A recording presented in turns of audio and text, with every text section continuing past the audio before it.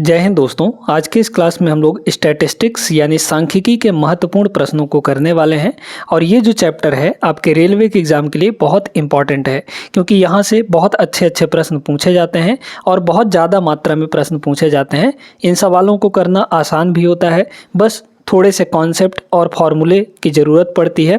ये चीज़ अगर आप कर लेते हैं तो ये चैप्टर आपका अच्छे से कंप्लीट हो जाता है और इस चैप्टर में आप जितने भी सवाल आएंगे उनको अच्छे तरीके से लगा भी पाएंगे। तो चलिए क्लास को शुरू करते हैं और देखते हैं यहाँ पे कुछ बेहतरीन महत्वपूर्ण प्रश्नों को। सांख्यिकी के कुछ क्लासेस हो चुके हैं जिनमें हमने माध्य, माध्यिका और बहुलक के प्रश्नों को करवा दिया है। आज यहाँ पे कुछ डिफरेंट टाइप के प्रश्नों को करने वाले हैं। तो देखिएगा यहाँ पर पहला जो सवाल दिया गया है इसमें क्या दिया है, आंकड़ों का परिसर निकालना है, मतलब रेंज निकालना है। तो आंकड़ों का जो परिसर होता है यानी रेंज होता है वो क्या होता है, सबसे लोअर लिमिट और सबसे अपर लिमिट यानी छोटी वैल्यू, सबसे छोटी वैल्यू और सबसे बड़ी वैल्यू के बीच में कितने का गैप है, कितने का अंतर है, कितने का डिफरेंस है, वही आपका रेंज हो जाता है। तो यहाँ पर सबसे पहले देख लीजिए इसका फॉर्मूला क्या होगा। तो रेंज का जो फॉर्मूला होता है दोस्तों, यहाँ पे रेंज का फॉर्मूला होता है upper limit minus lower limit. ठीक है, upper limit minus lower limit. तो सबसे बड़ी वैल्यू, सबसे छोटी वैल्यू दोनों के बीच का डिफरेंस इसमें देख लीजिए। सबसे बड़ी वैल्यू 45, ये सारी चीज़ें दी गई हैं आपको। फिर यहाँ पे 65 सबसे बड़ी वैल्यू है, तो क्या हो जाएगा, अपर वैल्यू सबसे बड़ी यानी 65। सबसे छोटी इसमें से कौन सी दिख रही है, यहाँ पर 25, तो ये हो जाएगा 25 आपका। ठीक है, तो अगर हम इन दोनों का डिफरेंस निकालें तो सीधे सीधे 40 आ जाएगा। Option number D correct answer रहा। ठीक है, इसी तरीके से इसमें भी आपको परिसर ही निकालना है यानी रेंज निकालना है। तो क्या हो जाएगा, सबसे छोटी वैल्यू तो 1 है और सबसे बड़ी वैल्यू यहाँ पर 43 दिख रही है। तो 43 में हम लोग -1 कर देंगे यानी 42 option number D correct answer रहा। आगे चलिए अब यहाँ पे अगले सवाल पे चलते हैं। थर्ड क्वेश्चन यहाँ पे देखिए, ये ग्रुप्ड डेटा है। ठीक है, तो इसमें कैसे करेंगे, समूहीकृत आंकड़ा है ये। तो इसका हमें अगर परिसर निकालना है तो क्या करना पड़ेगा, देखिए यहाँ पे 10 से 20, 20 से 30, 30 से 40, 40 से 50, 50 से 60, 60 से 70, 70 से 80। सबसे बड़ी वैल्यू इसमें क्या है, यहाँ पर 80 है। तो यहाँ पर लिख लीजिए 80 सीधे सीधे। अगर आपको रेंज निकालना है, इससे हमको फ्रीक्वेंसी से कोई मतलब यहाँ पर नहीं है ना। फिर यहाँ पर सबसे छोटा क्या है, 10 है, तो ये हो गया 10। सीधे सीधे इसका आंसर आ जाएगा, कितना डिफरेंस आया, 70 के बराबर। 70 मतलब ऑप्शन नंबर बी इसका करेक्ट आंसर रहा। तो ये है रेंज निकालने का यहाँ पे, या परास कह सकते हैं, परिसर कह सकते हैं। तो ये तरीका है रेंज निकालने का। आगे चलिए अगले सवाल पर। चलिए दोस्तों, अब यहाँ पर देखिए बहुत इंपॉर्टेंट क्वेश्चन है, क्योंकि ऐसे सवाल हर एक रेलवे एग्जाम में पूछे जाते हैं। एनटीपीसी हो, ग्रुप डी हो, आरपीएफ हो, हर एक में पूछा जाता है। इसमें प्रसरण आपको निकालना है। प्रसरण का पहले फॉर्मूला जान लीजिए, आखिरकार प्रसरण निकाला कैसे जाता है, उसका फॉर्मूला क्या होता है और यहाँ पे उसको इंग्लिश में किस टर्म के नाम से जाना जाता है। प्रसरण को दोस्तों यहाँ पर इंग्लिश में बोला जाता है वेरिएंस। ठीक है, तो पहले वेरिएंस यानी प्रसरण का यहाँ पे फॉर्मूला जान लेते हैं हम लोग क्या होता है।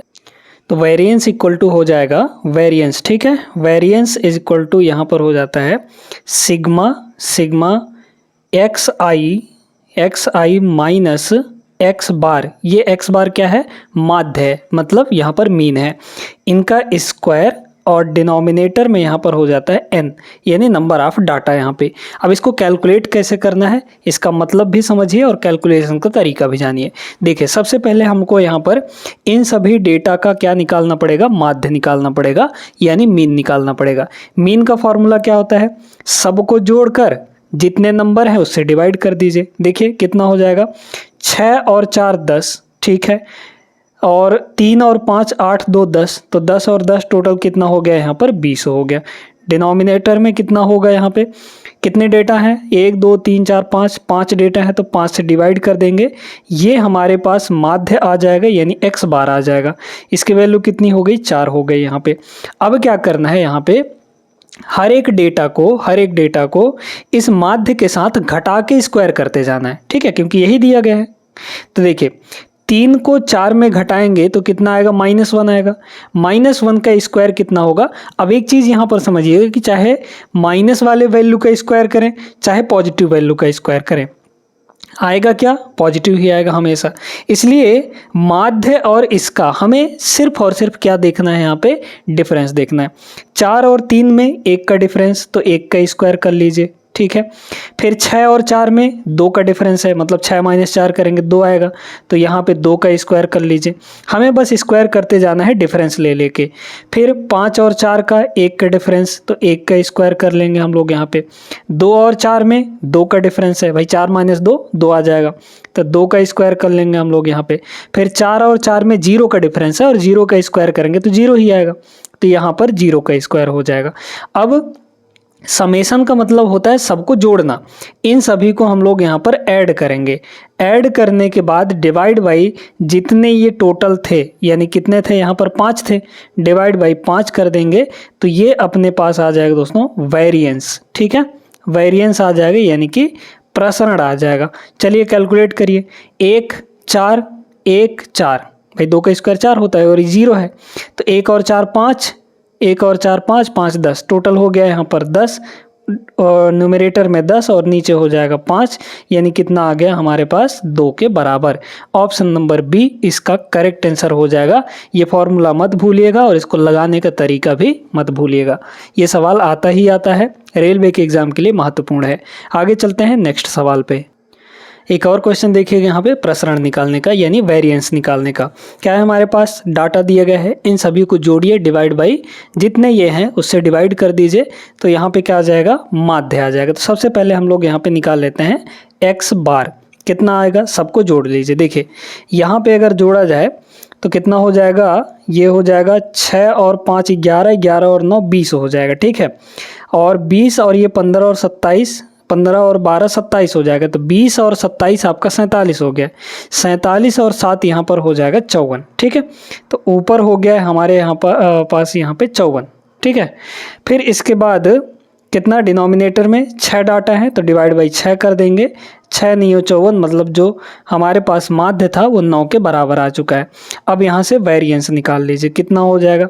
देखिए डिफरेंस लेके स्क्वायर करना है। 9 और 6 में 3 का डिफरेंस, 3 का स्क्वायर 9 होता है, स्क्वायर करके डायरेक्टली लिखते जा रहे हैं। फिर 9 और 7 में कितने का डिफरेंस, 2 का, 2 का स्क्वायर 4 हो जाएगा, प्लस 9 और 5 में 4 का डिफरेंस है, 4 का स्क्वायर 16 हो जाएगा यहाँ पे, प्लस 9 और 9 में 0 का डिफरेंस, 0 का स्क्वायर 0 ही होता है, लिखने की ज़रूरत नहीं है। फिर 9 और 12 में 3 का डिफरेंस है, 12 माइनस 9 करेंगे 3, 3 का स्क्वायर यहाँ पर 9 आ जाएगा। फिर 9 और 15, 15 और 6, मतलब 6 का डिफरेंस आएगा, 15 माइनस 9 करेंगे 6, 6 का स्क्वायर यहाँ पर 36 हो जाएगा। डिनोमिनेटर में कितना होगा यहाँ पर, डिनोमिनेटर में जितने ये डेटा हैं मतलब 6 से डिवाइड कर लेंगे, सबको जोड़ लीजिए। सबको अगर ऐड करेंगे हम लोग तो यहाँ पे कितना आ जाएगा, यहाँ पे देखिए 16 और 9 25, ठीक है, और 9 और 4 ये हो जाएगा 13, ठीक है। तो एक काम करिए, यहाँ पर 25 और 13, 25 और 13 हो गया 38, और ये 36, तो 36 दूना 72, 72 और 2 कितना हो जाएगा, 72 और 2 यहाँ पर 74 हो जाएगा, है ना। तो 74 हो गया, तो ऊपर हो गया सम सभी का 74 और डिनोमिनेटर में 6, थोड़ा और काटेंगे तो 2 से कटेगा, 37 दूना 74 और 3 दूना 6, मतलब 37/3। Option number D is the correct answer. अब आई होप आप लोग वेरिएंस निकालना सीख गए होंगे। आगे चलिए हम लोग यहाँ पे अगले सवाल पे चलते हैं। चलिए इस सवाल को यहाँ पर देखेगा, यदि 6 प्रेक्षणों यानी कि 6 डेटा है, उनका प्रसरण आपको दिया गया है, वेरिएंस दिया गया है, किसके बराबर, वेरिएंस यहाँ पर 6 के बराबर दिया गया है। प्रत्येक प्रेक्षण को 3 से गुणा किया गया, हर एक डेटा को यहाँ पर 3 से मल्टीप्लाई किया जाता है, तो प्रसरण कितना होगा, यानी कि यहाँ पर फिर नया वेरिएंस कितना आएगा, ठीक है। 3 से मल्टीप्लाई किया जा रहा है। अच्छा ये बताइए, हर एक डेटा में अगर हम 3 से मल्टीप्लाई करेंगे तो जब भी हम प्रसरण निकालते हैं तो प्रसरण में क्या होता है, यहाँ पर डेटा और उसके माध्य के डिफरेंस का स्क्वायर हो जाता है कि नहीं। अच्छा अब यहाँ पर अगर हम हर एक को 3 से मल्टीप्लाई कर रहे हैं तो 3 कॉमन भी ले लें तो भी कोई दिक्कत नहीं है, लेकिन जब हम वेरिएंस निकालने जाएंगे तो जो 3 बाहर निकला हुआ है उसका स्क्वायर भी तो होगा, यानी कि जो नया वेरिएंस है, वेरिएंस को एक्चुअली इससे डिनोट किया जाता है यहाँ पर, तो इसमें अब यहाँ पर क्या हो जाएगा, 3 से जब गुणा कर रहे हैं तो आप सीधे नया वेरिएंस निकालने के लिए इसका पहले स्क्वायर करिए। जिस चीज़ से मल्टीप्लाई कर रहे हैं ना हर एक प्रेक्षण को, उससे पहले स्क्वायर करिए, तो 3 का हो जाएगा स्क्वायर और नया वेरिएंस इतना गुना हो जाएगा, मतलब ये 6 से मल्टीप्लाई कर देंगे जो पुराना वेरिएंस है। ठीक है, तो जिससे मल्टीप्लाई किया जा रहा है उसका स्क्वायर करके पुराने वेरिएंस से मल्टीप्लाई कर लीजिए, तो आपका यहाँ पे आंसर आ जाएगा, ये हो जाएगा 9 और मल्टीप्लाई यहाँ पर 6, 9 छक्के यहाँ पर 54, 54 option number C correct answer हो गया। ये छोटी छोटी चीज़ें जानना जरूरी है क्योंकि ये सवाल आते ही आते हैं, स्किप मत करिएगा। आगे चलते हैं नेक्स्ट पे। अब दोस्तों यहाँ पर बहुत महत्वपूर्ण प्रश्न है, कह रहा है 12 मानों का यानी 12 प्रेक्षणों का जो मानक विचलन है, मानक विचलन को इंग्लिश में कहते हैं स्टैंडर्ड डेविएशन। स्टैंडर्ड डेविएशन यहाँ पर 3 है। ठीक है भैया, यहाँ पर क्या बोला, स्टैंडर्ड डेविएशन की वैल्यू, स्टैंडर्ड डेविएशन की वैल्यू यहाँ पर कितनी है, 3 के बराबर। यदि प्रत्येक मान में 4 की वृद्धि की जाती है, हर एक वैल्यू में 4 बढ़ा दिया जाए, तो मानों के नए सेट का प्रसरण कितना होगा यहाँ पे, है ना। अब प्रसरण हमें निकालना है, ध्यान से समझिएगा।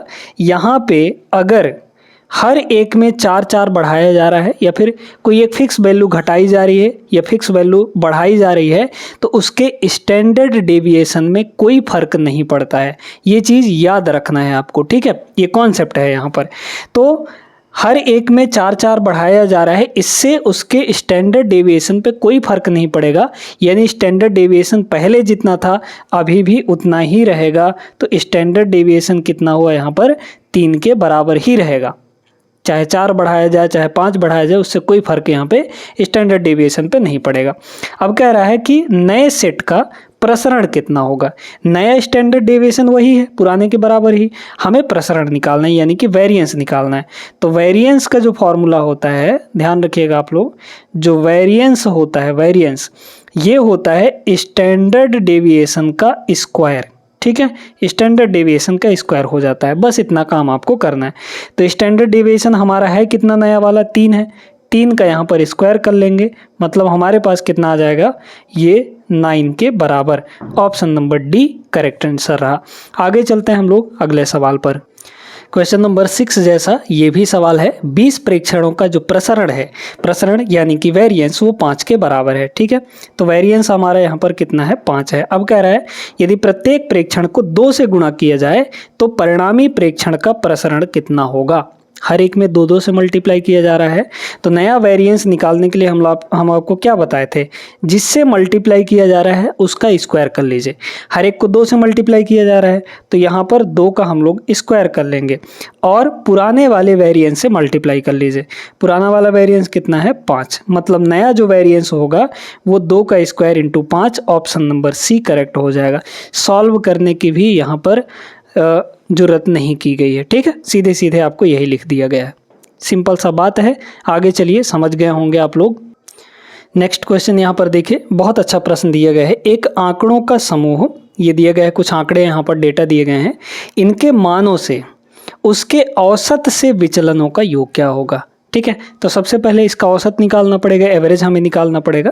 तो एवरेज देखिए क्या हो जाएगा, सबको जोड़ के डिवाइड बाय जितने ये हैं उससे डिवाइड कर देंगे हम लोग, है ना। तो कितना है देखिए, ये तो हो जाएगा आपका 10। ठीक है, फिर इसके बाद यहाँ पर अगर देखा जाए तो 14 और 6 ये 20, तो 20 और 10 कितना हो गया, 30 हो गया। यहाँ पे देखिए 12 और 8, मतलब 12 और 9 21 होगा, तो मतलब इसको 8 मानिए, इसको 8 कर दीजिए, है ना। तो ये कितना हो जाएगा, 12 8 20, 20 और 8 28, ये हो गया। तो 30 पहले था, 28 अभी हो गया, तो 30 और 28 आपका कितना हो जाएगा, 30 और 28 आपका हो जाएगा यहाँ पर 58, 58 और 5 यहाँ पर 58, 58 8 5 13 63 हो जाएगा। ठीक है, तो सबको जोड़ने पे 63 डिवाइड बाई कितना हो गया, 3 2 5 2 7, 7 डेटा है यहाँ पे। तो ये आपका आ गया औसत यानी माध्य आ गया, किसके बराबर, 9 के बराबर। अब क्या करेंगे हम लोग, इसमें बोला गया है उनके मानों, यानी ये जो डेटा दिए गया है उसके वैल्यूज का उसके औसत से डेविएशन, औसत से डेविएशन, डेविएशन का मतलब कितना ऊपर या कितना नीचे जा रहा है। अब देखिए यहाँ पे 5 पहली वैल्यू, 6 7 9 10 12 और 14, ये हमारे पास 7 वैल्यू हैं। है ना। इस डेविएशन से देखना है कि या फिर इन वैल्यू से देखना है कि ये डेविएशन ये जो औसत है ये कितना कम या ज़्यादा है। 5 से ये देखिए कितने का डिफरेंस है, 5 माइनस 9 करेंगे तो माइनस का 4 आएगा। हाँ, यहाँ प्लस माइनस का ध्यान जरूर रखना है क्योंकि स्क्वायर नहीं हो रहा है, ठीक है। तो 5 माइनस 9 4 हो गया, -4 हो गया। 6 माइनस 9 कितना हो जाएगा, -3 हो जाएगा। फिर यहाँ पर देखिए 7 माइनस 9 माइनस का 2 हो जाएगा। 9 माइनस 9 0 हो जाएगा, है ना। प्लस करते जाइए क्योंकि हमें योग चाहिए। फिर 10 माइनस 9 प्लस का 1 हो जाएगा। 12 माइनस 9 प्लस का 3 हो जाएगा। फिर 14 माइनस 5 प्लस का 5 हो जाएगा, ठीक है। तो ये हो गया, सबको जोड़ लीजिए और डिवाइड बाई कितना कर देंगे, जितनी ये वैल्यू है 7 से कितना आ जाएगा हमारे पास। देखिए अगर देखा जाए यहाँ पर सही है, देखते हैं। तो यहाँ पर देखिए -4 -3 -2 4 3 7 2 9 -9 ये हो गया और यहाँ 5 3 8 1 9 +9 -9 + 9 0 के बराबर। तो 0 डिवाइड बाई 7 ये सीधे सीधे आ जाएगा 0। Option number B correct answer रहा। आगे चलिए अगले सवाल पर, इसको देखिएगा। ये बड़ा महत्वपूर्ण प्रश्न है। निम्नलिखित में से कौन ऋणात्मक मान नहीं ले सकता है, मतलब किसकी वैल्यू नेगेटिव यहाँ पर नहीं हो सकती है। पहला है स्टैंडर्ड डेविएशन, दूसरा है माध्यक यानी मीडियन, फिर यहाँ पर ये है आपका माध्य यानी कि मीन, फिर है विषमता, ठीक है। तो इसमें जो ये मानक विचलन है यानी कि स्टैंडर्ड डेविएशन, इसकी वैल्यू कभी भी नेगेटिव नहीं हो सकती। तो ध्यान रखिएगा हमेशा इस चीज़ को, ये जो मानक विचलन है इसकी वैल्यू नेगेटिव नहीं हो सकती, ये ऋणात्मक मान नहीं ले सकता है।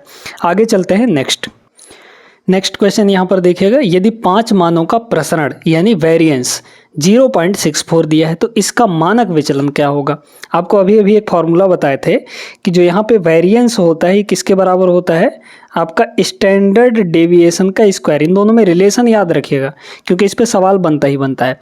हमें प्रसरण दिया गया है, वेरिएंस दिया गया है, यानी कि ये जो है 0.64 दिया गया है और ये हो जाएगा स्टैंडर्ड डेविएशन का स्क्वायर। स्क्वायर उधर से हटाएंगे तो इधर आके स्क्वायर रूट लगेगा, मतलब स्टैंडर्ड डेविएशन कितना आ गया, 0.8 के बराबर आ जाएगा। तो 0.8 इसका स्टैंडर्ड डेविएशन हो जाएगा। Option number D is the correct answer. चलिए आगे चलते हैं हम लोग। चलिए दोस्तों यहाँ पर देखते हैं, ये सवाल बहुत महत्वपूर्ण है ना, क्योंकि इसको लगाने का तरीका एकदम गजब का है, थोड़ा सा टाइम टेकिंग है, कैलकुलेटिव है, ध्यान से समझिएगा। कह रहा है इसमें माध्य विचलन की न्यूनतम संभव संख्या ज्ञात कीजिए, ठीक है। चलिए निकालते हैं हम लोग। यहाँ पे ऑप्शन अभी नहीं दिए हैं, ठीक है, क्योंकि यहाँ पे जगह थोड़ा कम है, इसलिए ऑप्शन बाद में दे देंगे। चलिए देखते हैं यहाँ पे तो क्या है। सबसे पहले तो हम लोग को यहाँ पर माध्य विचलन के लिए कैसे क्या करना है वो सारी चीज़ें सीखते हैं। तो सबसे पहले यहाँ पे वर्ग अंतराल को लिख लेंगे, है ना, 0 से 6, ठीक है, इस तरीके से 0 से 6, फिर 6 से यहाँ पर 12 दिया गया है। बहुत सारी चीज़ें हैं, ध्यान से समझना है आपको। 12 से फिर 18 दिया गया है, यानी कि 6 के डिफरेंस में है यहाँ पर। 18 से फिर 24 है और 24 से फिर यहाँ पर 30 है। तो इतनी वैल्यू आपको दी गई है और इनकी जो फ्रीक्वेंसी है, फ्रीक्वेंसी आपकी 4 5 फिर 3 है ना, और यहाँ पे 6 और 2। इनका सबसे पहले हमें निकालना पड़ेगा माध्यिका यानी मीडियन निकालना पड़ेगा।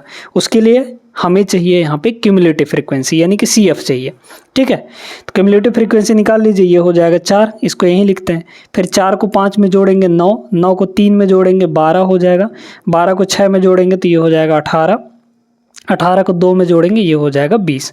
ये जो वैल्यू है ये आपकी n है ना, n की वैल्यू 20 है। तो हमें n/2 पता चल गया, 10 होगा यहाँ पर, है ना। अब देखिए यहाँ पे सबसे पहले n/2 कितना हो जाएगा, 10 के बराबर, है ना, क्योंकि 20 का आधा 10 होगा। ये n है टोटल हमारा नंबर ऑफ यहाँ पे डेटा। अब इसके बाद आपको फॉर्मूला क्या लगाना है, सबसे पहले तो देखिए n/2 कितना है, 10 आया है। तो हमें यहाँ पे माध्यिका वर्ग चुनना होगा। कौन सा होगा, 10 से जस्ट आगे कौन सा क्यूमुलेटिव फ्रीक्वेंसी आ रहा है, मतलब इस वाले लाइन में आप देखिए 10 से जस्ट बाद कौन सी संख्या आ रही है। तो 10 के जस्ट बाद 12 आ रहा है। 12 मतलब ये वाला पूरा जो हो जाएगा ये आपका माध्यिका वर्ग हो जाएगा। अब इस माध्यिका वर्ग में इसी से जस्ट पहले वाला ये आपका CF होता है ना, CF हो जाता है और ये जो वैल्यू है ये आपकी फ्रीक्वेंसी हो जाती है।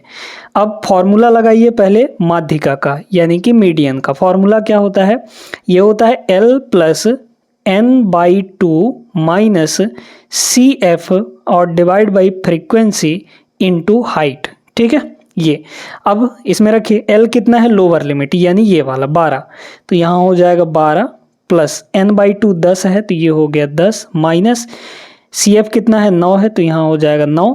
ठीक है, ये हो गया यहाँ पर 9 और डिवाइड में फ्रीक्वेंसी 3 है हमारे पास तो ये हो जाएगा 3 और मल्टीप्लाई H। ये देखिए H का मतलब होता है डिफरेंस इनका, हाइट है ना, ये जो वर्ग अंतराल दिया है इनका हाइट। 12 से 18 कितने का गैप है, 6 का गैप। 6 से 12 6 का गैप, 0 से 6 6 का गैप, वही गैप हमें लिखना है 6 हो जाएगा। ये तो 1 आ गया, 3 से ये कटेगा 2 बार में तो 2 1 कम 2 मतलब 12 और 2 यहाँ पर 14 के बराबर आ जाएगा हमारा क्या, माध्यिका। अब हमें क्या करना है यहाँ पे दोस्तों, ध्यान से समझिएगा इस चीज को, है ना। ये तो फ्रीक्वेंसी था, XI पहले निकालिए। यहाँ पे XI क्या हो जाएगा, इन दोनों को जोड़कर, ये जो लोअर लिमिट अपर लिमिट दिए इनको जोड़कर आधा करना है। 0 और 6 को आधा करेंगे जोड़ के तो 3 आ जाएगा। फिर यहाँ पर 12 और 6 18, 18 को आधा करेंगे तो 9 आ जाएगा। अब 6 6 का गैप चल रहा है तो 6 6 आगे बढ़ाते जाइए, 3 के बाद 9, 9 के बाद फिर 6 जोड़ेंगे तो 9 और 6 ये हो जाएगा 15, 15 और 6 यहाँ पर 21। ठीक है, 21 और 6 यहाँ पे हो जाएगा 27। ठीक है, अब हमें इनका डिफरेंस देखना है, इसका और इसका, तो यहाँ पे निकाल लीजिए XI और मीडियन का डिफरेंस का मॉड लेना है हमें, है ना, यानी पॉजिटिव वैल्यू ही आनी चाहिए। 14 माइनस 3 11 हो जाएगा, 14 माइनस 9 5 हो जाएगा, 15 माइनस 14 1 हो जाएगा, 21 माइनस 14 7 हो जाएगा, 27 माइनस 14 ये हो जाएगा आपका 13 के बराबर। इतना बात समझ में आ गया कि नहीं सभी को। अब हमें यहाँ पर अगला काम क्या करना है देखते जाइए बड़े ध्यान से। ये आया है हमारे पास डेविएशन, ठीक है, ये जो आया है ये वैल्यू पूरी डेविएशन की है और ये क्या था हमारे पास, फ्रीक्वेंसी था। अब हमें FI/DI निकालना है तो FI/DI निकालिए, बहुत सारा प्रोसेस इसमें करना है, FI/DI निकालना है। निकालिए, चलिए FI और DI को मल्टीप्लाई करिए, 4 और 11 का मल्टीप्लाई 44 आ जाएगा। ठीक है, फिर 5 और 5 का मल्टीप्लाई यहाँ पर 25 आ जाएगा, है ना, ध्यान से देखते जाएगा। 3 और 1 का मल्टीप्लाई 3 आ जाएगा, 6 और 7 का मल्टीप्लाई 42 आ जाएगा यहाँ पे, फिर 2 और 13 का मल्टीप्लाई यहाँ पे 26 आ जाएगा। अब हमारे पास जो माध्य विचलन है इसको निकालने का फॉर्मूला होता है सिग्मा FI/DI और डिवाइड बाई सिग्मा FI, है ना, सिग्मा FI ये हो जाएगा। तो निकालिए कितना हो जाएगा, इन सभी को जोड़ेंगे, FI/DI का समेसन आएगा, जोड़िए कितना होगा, 4 5 9 3 12 2 14, 14 और 6 20, ये हो गया 0 बचा 2, 2 और 4 6, 6 2 8, 8 6 14, 14 और 2 यहाँ पर एक संख्या, 8 4 12, 12 2 14 हो जाएगा। ठीक है, मतलब 140 हो गया, तो ऊपर हो गया 140 और डिवाइड बाई सिग्मा FI कितना आया था, इन सभी को टोटल जोड़ने पर 20 आएगा, है ना, ये वाला जो आया था 20, तो यहाँ पर 20 के बराबर, यानी कितना आया हमारे पास 20 7 140 यानी 7 के बराबर, यानी इसका जो करेक्ट आंसर होगा वो 7 आएगा। ऑप्शन यहाँ पर नहीं दिया गया है ना, तो देख लीजिएगा आंसर इसका 7 ही करेक्ट आंसर आएगा। तो इतना सारा प्रोसेस जब आप करते हैं तब आप माध्य विचलन तक पहुंच पाते हैं। आई होप समझ गए होंगे आप लोग। आगे चलिए हम लोग चलते हैं अगले सवाल पर। अब यहाँ पर दो अलग टाइप के क्वेश्चन है दोस्तों। यहाँ पर बोला गया है कि यदि माध्य यानी कि मीन 40 है, मानक विचलन यानी स्टैंडर्ड डेविएशन यहाँ पर 5 है, आपको भिन्नता गुणांक निकालना है।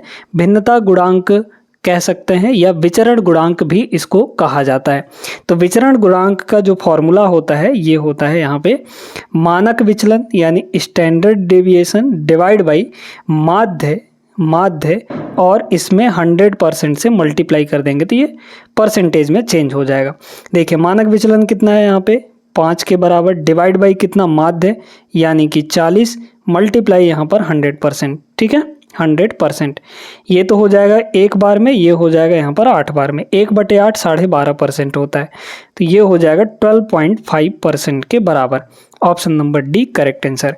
ऐसे इसको भी देखिए, यदि संख्याओं के समूह का मानक विचलन 3 है, इनका जो माध्य है वो 6 के बराबर है, तो इनका भिन्नता गुणांक यही चीज़ हमें निकालना है। तो मानक विचलन कितना 3 और उसके बाद माध्य कितना 6, परसेंट में चेंज करना है, 100% से मल्टीप्लाई कर दीजिए, 1/2 होगा ये, और 1/2 का मतलब क्या होता है 50%। तो 50% इसका correct answer option number C हो जाएगा। क्लियर हो गया? तो उम्मीद करते हैं दोस्तों कि आज के सेशन आपको पसंद आया होगा। वीडियो अगर अच्छी लगी हो तो लाइक कर दीजिए इस वीडियो को, और चैनल को सब्सक्राइब करना ना भूलिएगा। ऐसे ही डेली हम आपके लिए महत्वपूर्ण क्लासेस लेकर आते हैं, और इन क्लासेस को करके आप रेलवे के किसी भी एग्ज़ाम में, रेलवे ही नहीं और बाकी सभी एग्ज़ाम में अच्छा स्कोर कर सकते हैं। उम्मीद करते हैं आपको अच्छे से सारी चीज़ें समझा पाएंगे हम। और वीडियो अच्छी लगी हो तो लाइक करना नहीं भूलना है, चैनल को सब्सक्राइब कर लीजिए। मिलेंगे हम लोग अगले क्लास में, तब तक के लिए जय हिंद।